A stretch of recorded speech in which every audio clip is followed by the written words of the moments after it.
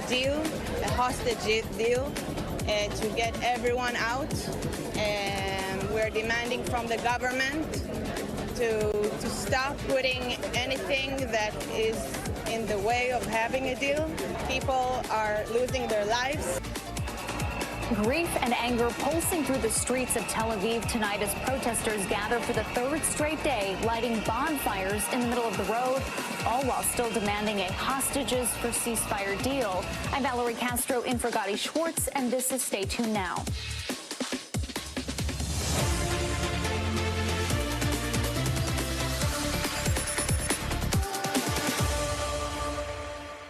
Today's demonstrations happened outside of the IDF's military headquarters in Tel Aviv, which included relatives of hostages. The Israeli military says it discovered the bodies of 6 hostages on Sunday, all shot at close range. That's when the protests began. Much of the anger is being directed towards Israeli Prime Minister Benjamin Netanyahu, with the mother of one hostage yelling, quote, "Switch him out for a leader who will bring a deal and sanity for the country." A source tells NBC News that one of the widows refused to meet with Netanyahu during a condolence visit to their home today. Still, Netanyahu continues to refuse a ceasefire deal that would remove Israeli troops from southern Gaza. Around 100 hostages remain in Hamas custody. A Hamas spokesperson threatening that the remaining hostages will come home, quote, inside coffins if Israel continues its operations in Gaza. NBC News international correspondent Raf Sanchez has more. Hey there, Israeli protesters back on the streets for a third consecutive night tonight, repeating their demands that Prime Minister Benjamin Netanyahu make a deal to bring the remaining hostages home. We are seeing just a wave of public anger sweeping this country following the murder of those 6 young hostages by Hamas in Gaza. But these protesters say they feel the Israeli government failed in not bringing these young people back home, and they say a deal is the only way to save those remaining hostages before it is too late. Now, the crowds have been out in very large numbers. The question is, will this change Netanyahu's mind? And at this point, there's no indication that it will. The Israeli Prime Minister doubling down on his insistence that Israeli forces remain on the Egypt-Gaza border. He says that is critical for preventing Hamas from rearming. But diplomats say that this is a major stumbling block that is standing in the way of reaching a deal to end the war in Gaza, bring relief to Palestinian civilians, and finally bring those 101 hostages home. Also tonight, the U.S. Justice Department bringing a federal indictment against the leaders of Hamas. This appears to be a largely symbolic move. It's not clear that it is going to have much functional meaning. I'll give you just an example. The first name on that indictment is Ismail Haniyeh. He was the political leader of Hamas, and I say he was because he was assassinated by Israel in Iran last month. So he is not going to jail in the United States. The second name is Yahya Sinwar. He is the leader of Hamas in Gaza. He's believed to be in a tunnel inside Gaza right now. He is Israel's most wanted man. Israel's forces are searching for him day and night. So practically, it doesn't seem likely that an American federal indictment is going to have much impact on him. Back to you. Raf, thank you. Meanwhile, the Biden administration says it is working on a take-it-or-leave-it type ceasefire proposal, one that they hope both Israel and Hamas will agree to. We believe an agreement is manifestly in the interests of all the parties involved. We are going to continue to try and get an agreement over the line. We're going to work to put a proposal together with Egypt and with Qatar that we believe both parties should accept. NBC News senior White House correspondent Gabe Gutierrez joins us now. Gabe, what makes this ceasefire proposal different than those before it? And is the White House confident both Israel and Hamas will agree to it? Well, Valerie, the president said yesterday that hope springs eternal, in his words. And National Security Council spokesman John Kirby said today that a deal is possible with Benjamin Netanyahu in power. But this is a tenuous negotiation. The White House says this weekend's death of the Israeli hostages adds so much urgency to this. And that's why this seems different, Valerie. As you mentioned, 2 sources familiar with the discussions tell NBC News that President Biden is considering a final proposal, take it or leave it, if you will. But it is really unclear what that would entail. And today, John Kirby, the White House spokesperson, wouldn't go there, Valerie. All right, and we're hearing lots of talk about the Philadelphia corridor, and it's sort of become a sticking point in these negotiations. What is happening there?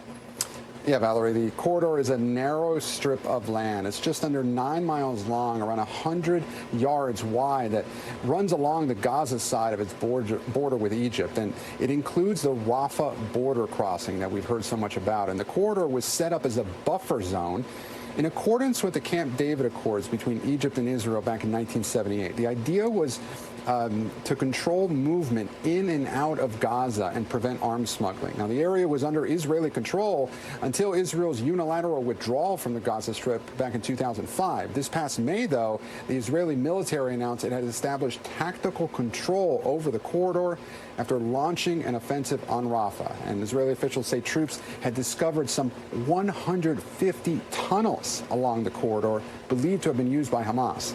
Now, Benjamin Netanyahu has insisted that Israel must maintain a military presence in the corridor, but Hamas has rejected that, and that is now the key sticking point in these negotiations, Valerie. And Gabe, lastly, any indication that this will be settled in Biden's new ceasefire proposal? Well, Valerie, there's a lot of questions whether it will be settled in this proposal will be settled. Discussions are underway. I mean, the U.S. officials, including the CIA director and the Secretary of State, might be headed back to the region, and this will likely be addressed. But again, it's a very fluid situation. The State Department spokesperson was asked about that today. Here's what he said. We absolutely believe that it is in the interest of Israel, and it's in the interest of Palestinians in Gaza as well, that Hamas not be able to smuggle arms in across the Philadelphia corridor. But we are opposed to the long-term presence of IDF troops in Gaza. We've made clear that we are opposed to the reoccupation of Gaza. So he split the difference, Valerie. Look, yesterday, President Biden made the blunt statement that he did not think Prime Minister Netanyahu was doing enough to secure that ceasefire agreement. We have repeatedly asked the White House today what the president meant by that. Officials here have refused to elaborate, and there is a concern that anything right now could derail these sensitive talks, Valerie. All right, Gabe Gutierrez for us at the White House tonight. Thank you. A Russian missile strike killed more than 50 people in Ukraine today and injured over 200 others. This, according to Ukrainian officials. The attack is one of the deadliest strikes on Ukraine since the war began over 2.5 years ago. On the heels of the attack, in an exclusive interview with NBC News, President Vladimir Zelensky shared what he calls part of his, quote, victory plan to end the war. NBC News senior international correspondent Richard Engel has the story. Ukraine says 2 Russian missiles hit a military academy and a nearby hospital in the Ukrainian city of Poltava, killing dozens. What can you tell us about what happened? Ще одна трагедія в Україні. That's another tragedy in Ukraine. There was a missile strike. The missile flew some 3 minutes, and people didn't have time to go to shelter. But was it a revenge attack? The strike was just over the border from the Kursk region in Russia, which Ukraine occupied last month. In his first interview since his surprise incursion, Ukraine's President Zelensky today told NBC News invading Russia was a preemptive strike to stop Russia from taking more of Ukraine. We did have understanding from our intelligence that Russia was planning to set up a buffer zone. We had to make the military operations so that the buffer zone was made not by them, but by us. Now you've captured this territory in Russia. So the big question is, what do you plan to do with it? We don't need the Russian territory. Our operation is aimed to restore our territorial integrity. We don't need their land. But conceptually, you have this territory now. You say you don't want to keep it long term. Conceptually, we will hold it. Conceptually, we will hold it. He told us they kept the operation secret. Did you really not inform the Washington, the Biden administration, that you plan to do this? No, we didn't inform anybody. And this is not the question of distrust. We informed many institutions in our state inside Ukraine. Do you think your international partners will go along with you? The United States signed up to defend Ukraine and defend Ukraine's borders and push out the Russian troops. I'm not sure the U.S. signed up for Ukraine occupying Russia. Our partners do know that we had the full right for that because we were protecting ourselves. Is the plan to take more territory? With all respect, I can't speak about it. I think that the success is very close to surprise. Okay, Richard, thank you for that reporting. Breaking news tonight, a federal judge has denied former President Donald Trump's second request to move his New York hush money case to federal court. The judge saying essentially that Trump did not have a good enough reason for it. Trump's team wanted to transfer the case with hopes of eventually overturning his conviction using the Supreme Court's recent immunity ruling to do so. Meanwhile, in a couple of weeks, the judge in that hush money case is set to rule on two other matters, a motion to set aside the verdict and another to delay sentencing until after the November election. A former top aide to New York Governor Kathy Hochul is accused of acting as a secret agent for the Chinese government while making millions of dollars from her husband's business, which is exporting lobsters to China.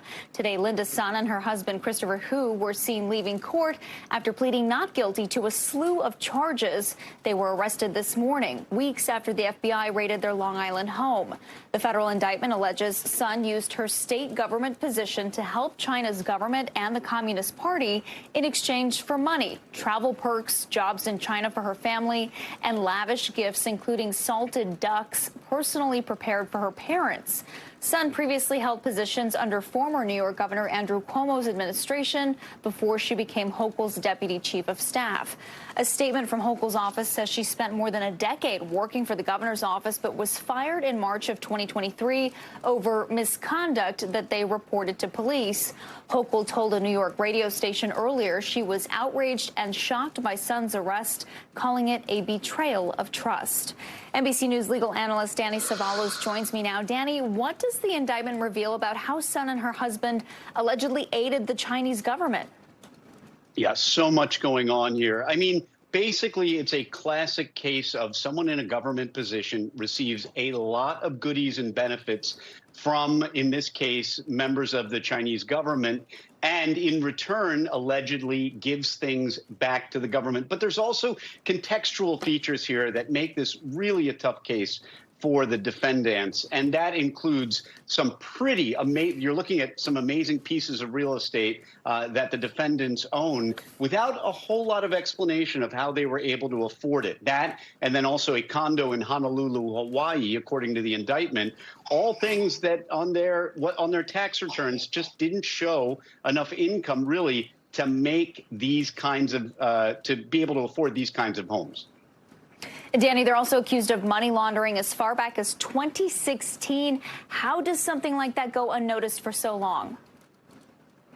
Yeah, it's remarkable. Number one, I mean, of course, all of us have to file tax returns. But in addition, as a member of the state government, she had plenty of ethics training, which is detailed in the indictment. But she also had to file disclosures every year. And how that wasn't caught. I mean, the classic case is somebody has an extravagant home, an extravagant car, and they work as like a cop or someone who doesn't make that much money. And that's kind of the story of these two defendants on paper. So it is curious how this wasn't noticed earlier. But, I mean, according to the indictment, she was being interviewed by the FBI as far back as 2020. So it's possible that they were already onto this and just took their time investigating.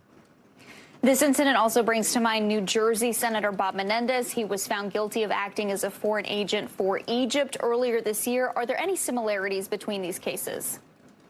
Well, with Bob Menendez, it was gold bars. Now, in this case, the new gold bars are salted ducks.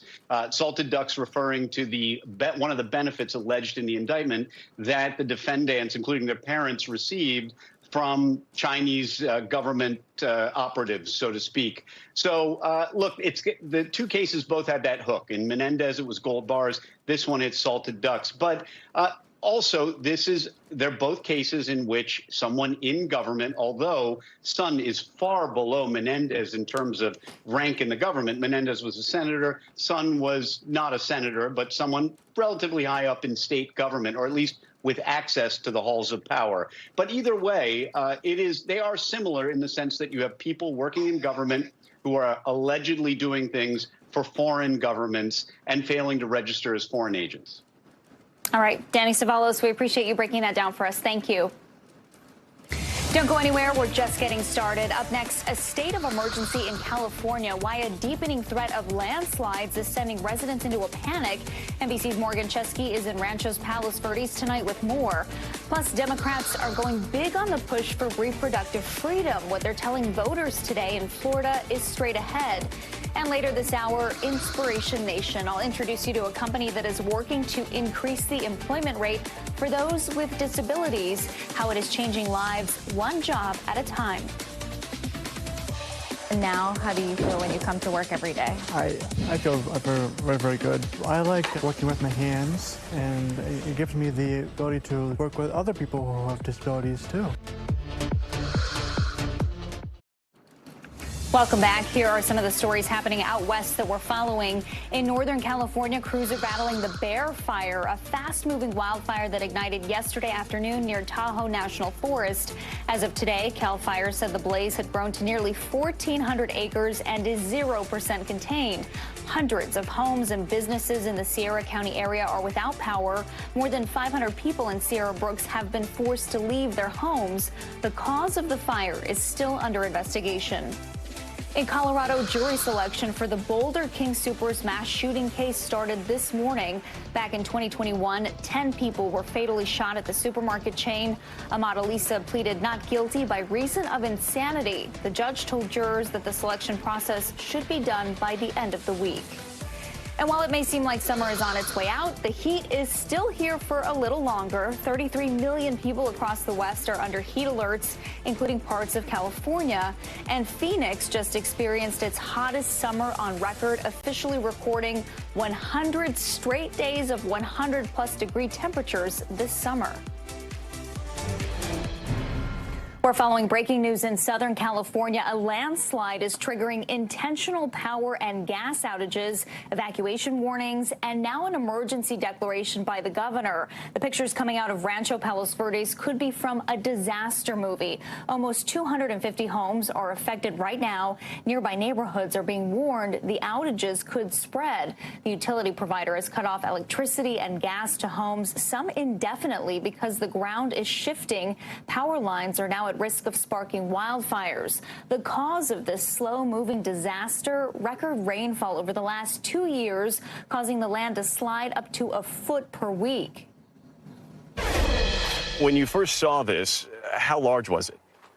It was actually just a small crack, maybe about 12 inches wide at the largest point. 1 foot in February to this? Yeah, that's why it's so shocking, because since February, I mean, it's not very long time to see this level of devastation. Is just almost surreal.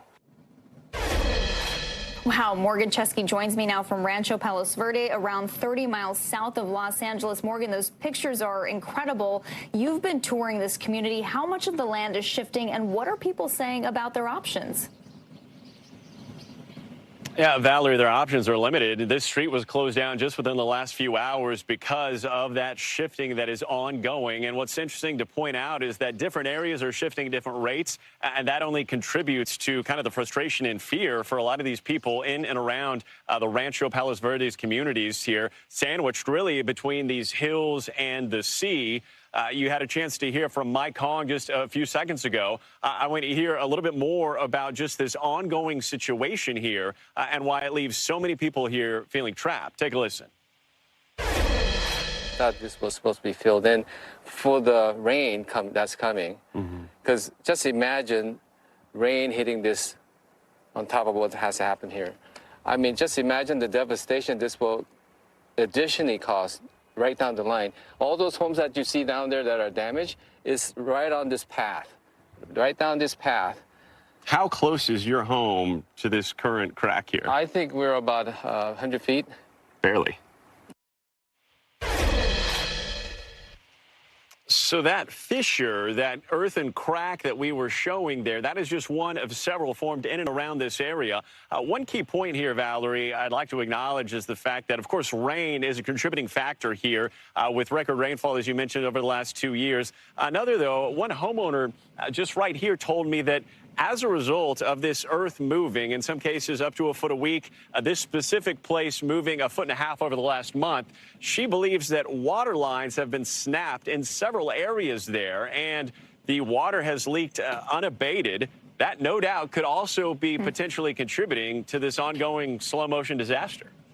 Yeah, I would imagine that might be the case. Evacuations so far have not been mandatory. Could that change? And what about the surrounding communities there?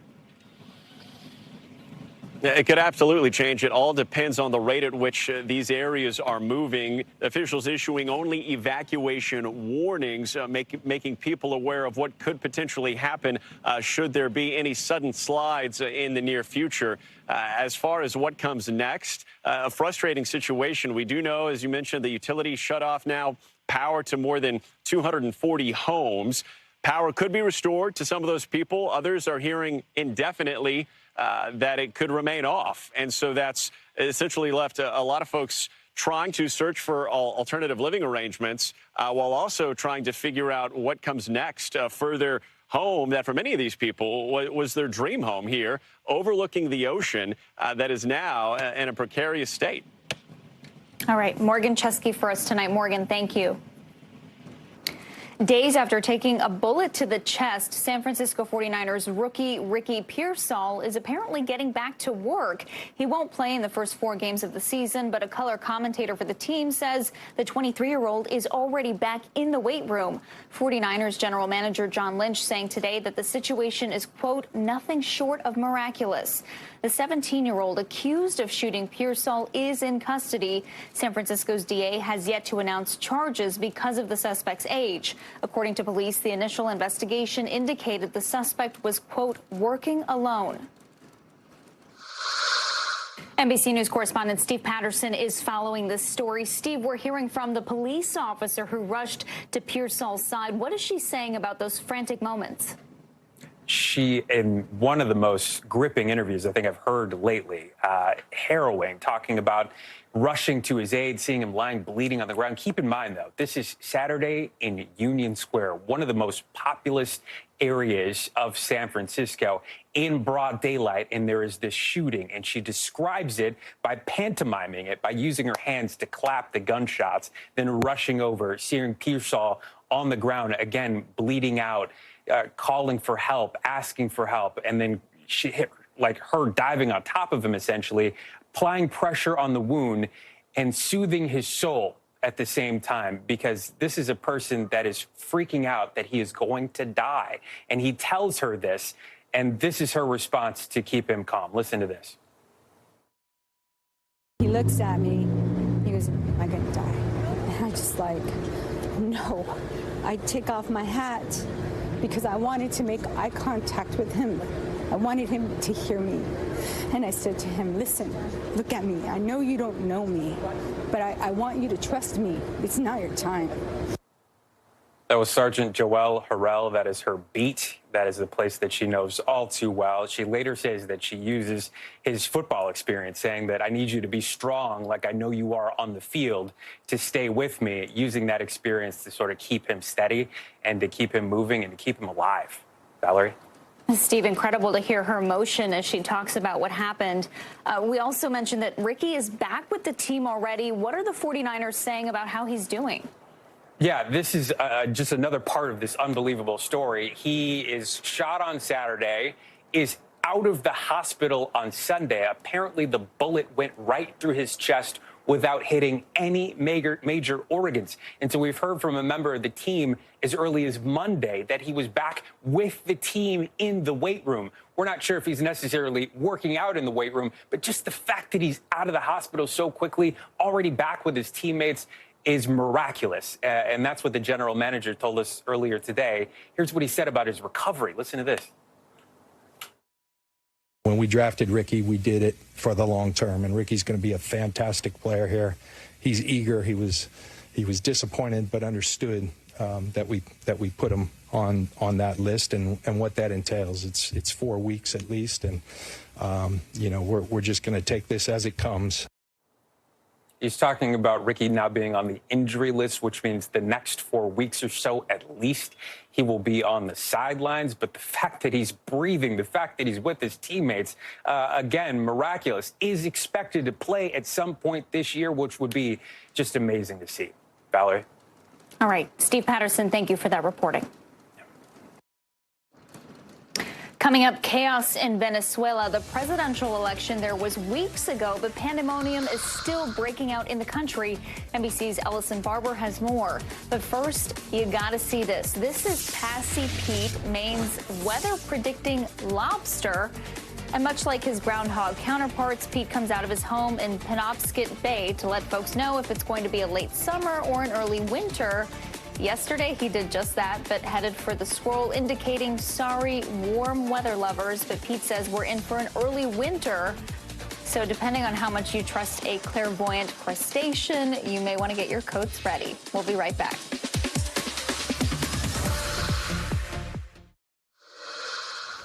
Welcome back. Let's take a quick look around the world. At least 12 people died after a boat carrying migrants ripped apart in the English Channel this morning. The boat was on its way to the UK when the French military stepped in to rescue the passengers. French officials say 65 people were rescued from the English Channel and many were not wearing life vests. This is the latest sea tragedy involving migrants. In just the last week, over 2,000 have tried to cross the English Channel on small boats.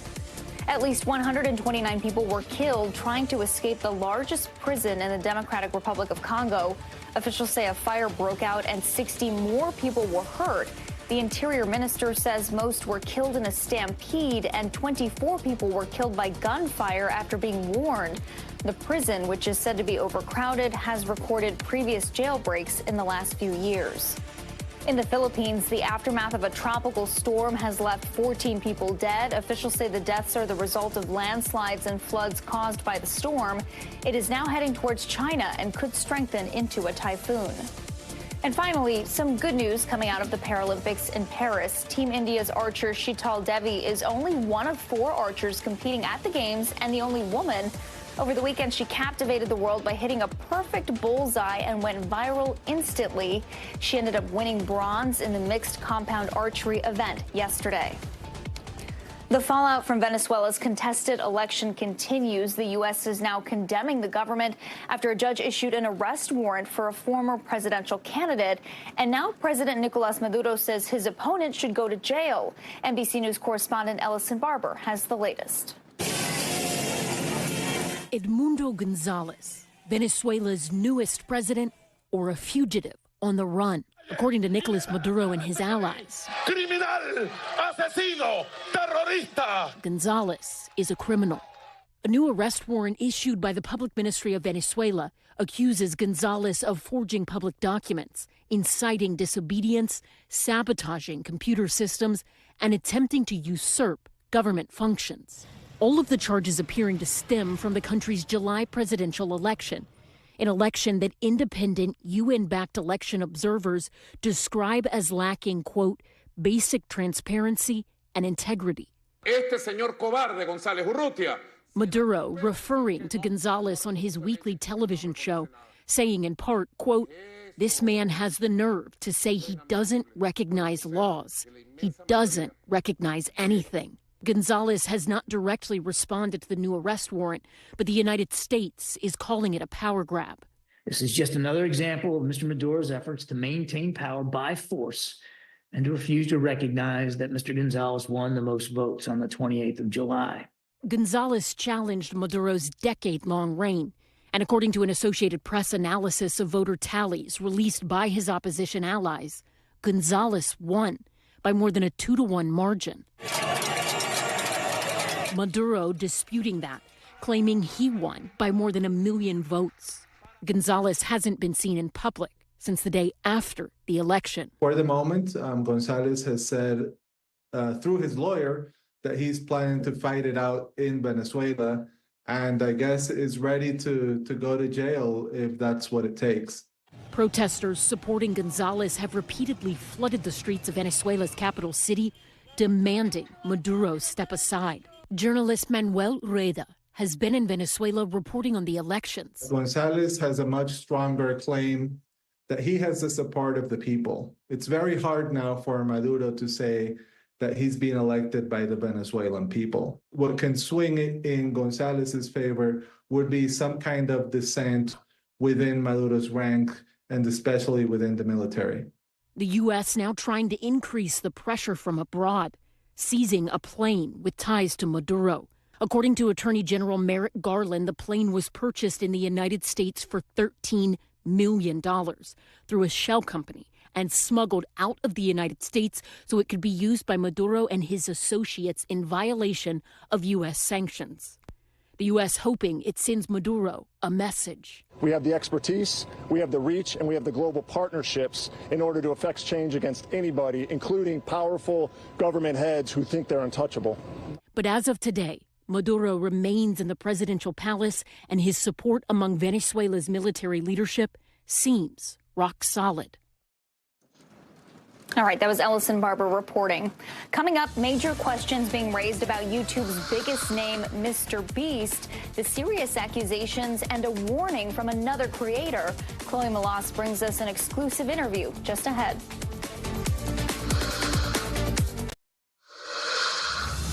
Welcome back. Here are some of the other headlines we're watching tonight.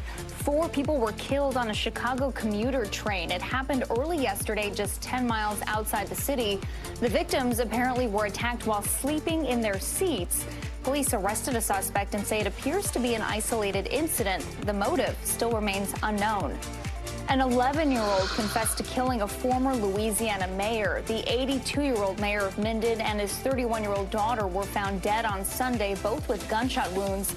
Police say the young boy is a relative of the mayor and somehow got a hold of 2 handguns. He's charged with 2 counts of first-degree murder. 2 U.S. Marines were attacked in Turkey. In this now viral video, you can see a young nationalist mob assaulting the Marines, even placing a bag over one of their heads. Moments later, a man charged the group. Other Marines got involved, and no one was hurt. The Navy said the Marines later returned to their ship. None of them were in uniform at the time. Polls just closed in the Massachusetts primary election. Several key races on the ballot, including a Republican challenger to Senator Elizabeth Warren. Other races include a governor's council seat and GOP challenger to Congressman Stephen Lynch. And Volkswagen is bracing for a union face-off. Amid speculation, they're going to shut down some plants in Germany. They are also considering ending an employment protection agreement that basically ensured job security. It comes during a difficult economic environment for the car maker and a bunch of new rival EVs popping up across Europe. We are officially 9 weeks from the presidential election. That's 63 days from now and exactly 1 week from the first presidential debate between Vice President Harris and former President Trump. Today, Democrats launched a bus tour focused on reproductive rights, and it's kicking off in Florida, Donald Trump's adopted home state, and one of 10 states where abortion access is on the ballot this November. Reproductive rights are increasingly becoming a top issue in this election, particularly for women voters. You see Democrats, Republicans, independents galvanized by this, just as they were in Kansas, in Wisconsin, in Ohio, in Alaska. It really brings people together across party lines. And reading those tea leaves, perhaps this is why Trump recently seemed to change his stance on abortion. Last week, in an exclusive interview with NBC's Dasha Burns, Trump suggested that he might support a Florida ballot measure that would expand abortion rights before quickly walking that back. Let's bring in NBC News correspondent Marissa Parra with the latest. Marissa, talk to me about this bus tour. Where is it going, and who are the notable guests? Hey, Valerie. So the first 2 stops of this bus tour here in Florida, Palm Beach County to start off with. That bus already on its way to the next stop, which is in Jacksonville, Florida. And the guests that we heard from, that we expect to hear from throughout the rest of the stops here, are kind of helpful in explaining why they chose Florida. So we heard from several different politicians. Senator Amy Klobuchar was headlining the event. We spoke to her. We also spoke to Anya Cook. This is a reproductive rights storyteller. This is someone that we also heard from from at the DNC, and she gave her testimony. Her story includes she was pregnant, she had a medical emergency, and she explained how she did not get the medical attention that she needed because of hesitancy at the hospital. They were afraid to give her the medical attention she needed because of the current laws in place. And remember, Amendment 4, abortion rights, are on the ballot here in the state of Florida. This is one of roughly a dozen states where abortion rights are on the ballot. Remember, initially there was a 15-week ban in April. The Florida State Supreme Court ruled that in May it would turn to six-week abortion ban. Simultaneously, the state Supreme Court deciding that Amendment 4 would be on the ballot, which means come November, Valerie, voters can decide to overturn the current 6-week ban and protect abortion rights until viability. That is roughly 24 weeks, but it has a high threshold. It requires over 60% to pass. So in terms of why Florida, I think there's a couple of reasons. One, they're trying to really make a push for Amendment 4, go full court press on that. And then two, they're really trying to stoke and really galvanize voters here and trying to go full court press on voters in a state that Republicans feel like they have a strong foothold. Remember, this is former President Donald Trump's backyard. We're just miles away from Mar-a-Lago, his home. And so this was very intentional by the campaign here. Senator Klobuchar really underscoring in my interview with her that they think that Florida is still in play for Democrats. We saw the, quote, largest surge in campaign volunteers after Harris threw her hat in the ring for November. This was the state that saw the largest surge in volunteers across the country, Valerie. And Marissa, the Harris campaign also put out a new ad. Let's take a listen and then we'll talk about it. We all know costs are too high, but while corporations are gouging families, Trump is focused on giving them tax cuts. But Kamala Harris is focused on you. Building up the middle class will be a defining goal of my presidency. She'll make groceries more affordable by cracking down on price gouging, and she'll cut housing costs by taking on corporate speculators. All right, Marissa, so what is the strategy here with this new ad? Well, as you can hear, that ad is really focused on the economy. And of course, you can tell by that campaign bus, reproductive freedom right there in the biggest of letters that you can find is a huge part of the Harris-Walz campaign here. But the economy is also just as important. When it comes to voters, it is a top issue. And so for Harris and Walz to have success in November, they know that they not only, of course, need to campaign on reproductive freedom, but they also really need to make sure that when it comes to the economy, that they're going full court press on that as well, Valerie. That's a key issue for voters, always has been and will remain so in November. All right, Marissa Parra, thank you. So where does the race stand right now? Harris is leading Trump in several recent polls, but as always, it comes down to the Electoral College. And here to crunch the numbers is NBC News national political correspondent Steve Kornacki. Steve? All right, Valerie, here we go. Let's take a look first at the big picture nationally. This is the average of the polls coming out of Labor Day. 3-point lead you see here for Harris over Trump. Look, Democrats are happy about that, obviously, because they're ahead. They're also happy about it because Joe Biden was behind all year. Harris coming in for Biden. They've improved their position when you look at the polling. But Republicans can look at these same numbers and they can take heart, too, because Donald Trump's been in this position before, coming out of Labor Day, being behind nationally. That was the case for him in 2016. He trailed Hillary Clinton by 5 points, ended up winning the election. At this point in 2020, 4 years ago, he trailed Joe Biden by almost double digits. Now, Trump didn't come back to win in 2020, but he came back to make it very close in the Electoral College. Obviously, that's where things are decided. And so let's take a trip over to our friend, the Road to 270 map here, and let's check in. You see in gray the core 7 battleground states. 6 of these states were blue in 2020. They were won by Joe Biden. One of them was red. It went for Trump. That was North Carolina. North Carolina, the only one of the battleground states where it's Republicans trying to protect Electoral College votes. They already won. In the other 6, it's about Trump and Republicans trying to take electoral votes that Democrats won in 2020. Simplest path for the Democrats, for Kamala Harris? Well, if you look at the state polling now, it's all close. But the best numbers for Harris so far are coming out of Wisconsin, Michigan. Pennsylvania is a bit more of a question mark right now, but those 3 have tended to vote together in presidential elections. If they do again, and if they go for Harris, we'll just show you here what it would do. Make them blue, and Harris is at exactly 270, what she needs to win the presidency. But The Trump campaign obviously needs to flip one of these. They're very aggressive right now in Pennsylvania in particular. Now, let's say the Trump campaign was successful in flipping Pennsylvania. It would mean two things. First, Harris would now have to win at least 2 from these 4 Sunbelt states. And second, it would open up Trump's clearest path to 270, which would be Pennsylvania plus North Carolina. Remember, we just said the one state he already won in 2020. Protect North Carolina, and then there's Georgia. The margin was barely 12,000 votes in 2020. If Trump can string those 3 together, he's the one who lands at exactly 270. All right, Steve, thank you. Before we go, it's time for the future of everything. It's Elon Musk against the top judges of Brazil. What's fueling the feud and putting 2 of Musk's businesses under fire? Plus, trying to change lives one job offer at a time. Inside one company committed to putting people with disabilities to work and hoping to inspire others.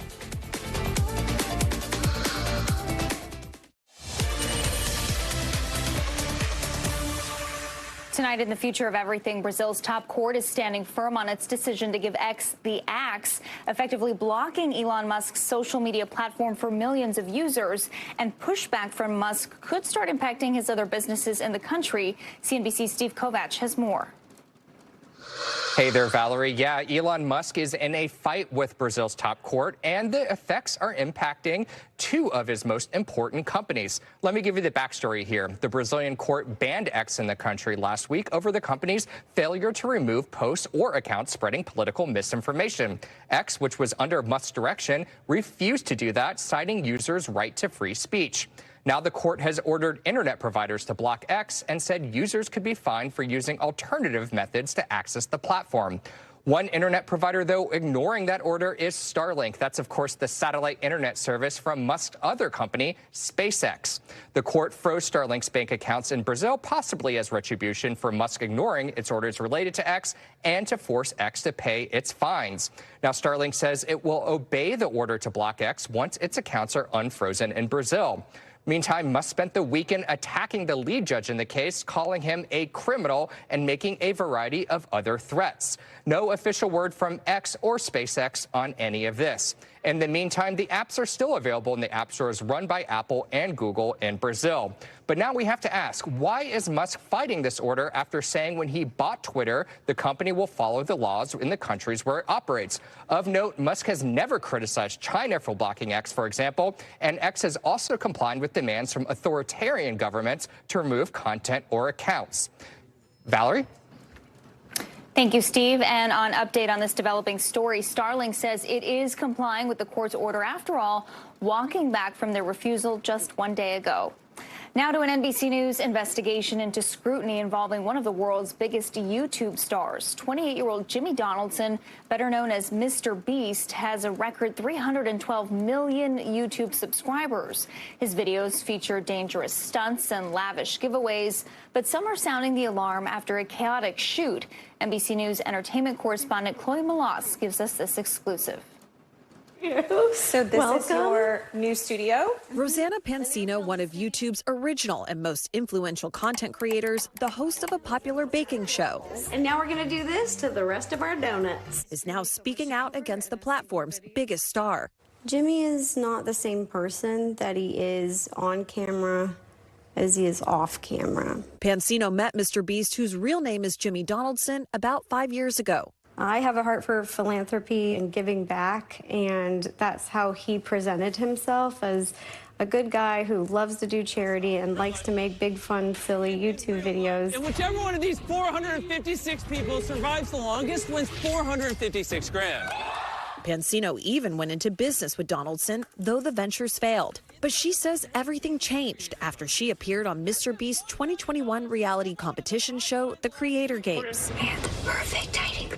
She was unfairly edited, she says, to make it seem like she performed worse than she had. Yeah, you can be like cyberbullied if I say anything that's not positive about Mr. Beast. And when Pansino made that accusation on the pop culture podcast Just Trish last October, she says the backlash from some of Mr. Beast's fans was frightening. I received very serious, scary death threats. That sounds terrifying. Yeah, I've been online for a long time, so a little cyberbullying, the negative comments, I'm used to handling that mentally, but not at this magnitude. I was so scared. I thought I was having a heart attack. The death threats were very specific. They were very targeted. In spite of that, in July, Pansino went public again, this time on TikTok. I wanted to keep you guys updated on what I've been hearing about Mr. Beast's Beast Games. She says that she's created a safe space for contestants to share their experience on Donaldson's new reality competition series. When Amazon MGM announced that series, the Beast Games was billed as the biggest reality competition series ever. The cash prize, $5 million. I feel like I've become an advocate. I can't in good conscience do nothing. How many people have reached out to you so far, roughly?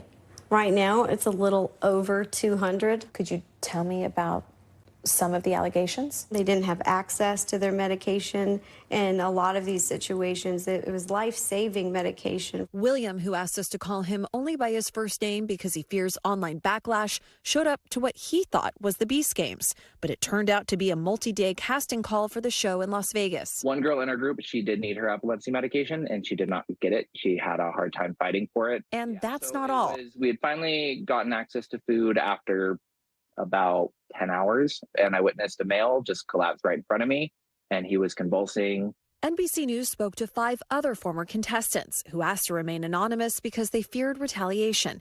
They said there wasn't enough food and that they witnessed medics responding to a contestant who appeared to pass out. In August, the New York Times reported that more than a dozen unnamed participants told them that they had not received adequate food or medical care, and that some competitors had suffered injuries from the physical challenges, with some even leaving the competition arena on stretchers.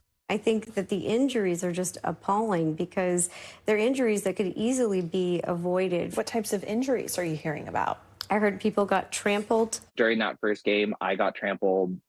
Every line had a group of people at the back that were just getting trampled, and I watched a woman get knocked out cold. Several contestants were hospitalized during the Beast Games promo shoot, according to NBC's Las Vegas affiliate KSNV, which cited multiple anonymous contestants. For his part, Williams says he would still compete again, and that he also saw Donaldson upset, trying to get contestants food and water. He did try to do what he can. I do feel people are painting it that he did this maliciously, but at the end of the day, I feel everybody was just woefully unprepared. In a statement to NBC News, a spokesperson for Mr. Beast said that the promo shoot involving over 2,000 participants was, quote, unfortunately complicated by a global technology outage, extreme weather, and other unexpected logistical and communications issues, which we are currently reviewing. The spokesperson added that virtually all of those invited to the filming of the Beast Games in Toronto enthusiastically accepted our invitation, and that they have taken steps to ensure that we learn from this experience. Amazon MGM Studios did not respond to a request for comment. What would you say to people who might say, well, it sounds like that, business deal fell apart. You're doing this to elevate your own profile. I understand that perspective. I really do. But I really encourage those people to look at the bigger picture, because what he's doing is not happening in a vacuum. It's happening to a ton of people. For the people watching who say that those that competed in the Beast Games, they were paid and they signed contracts and they knew that there were risks involved. On any TV show, especially a competition show, there's always risk that somebody's going to accidentally get hurt. I think that the difference here is an abuse of power.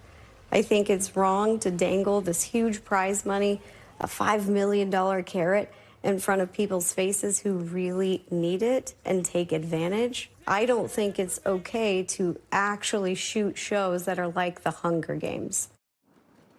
That was Chloe Malas reporting. Finally, tonight, for some people living with disabilities, finding a job can seem daunting. I got an inside look at how one Pennsylvania skincare company is dedicated to changing that. Ethan Riddell considers himself lucky. I was very, very shocked. I didn't know I was going to make it. Landing his first job at Clean Logic in Pennsylvania about 2 years ago. His task at the skincare company, assembling packaging with his hands. Do you remember how you felt on your very first day here? I was a little nervous. And now, how do you feel when you come to work every day? I feel very, very, very good. I like working with my hands, and it gives me the ability to work with other people who have disabilities too.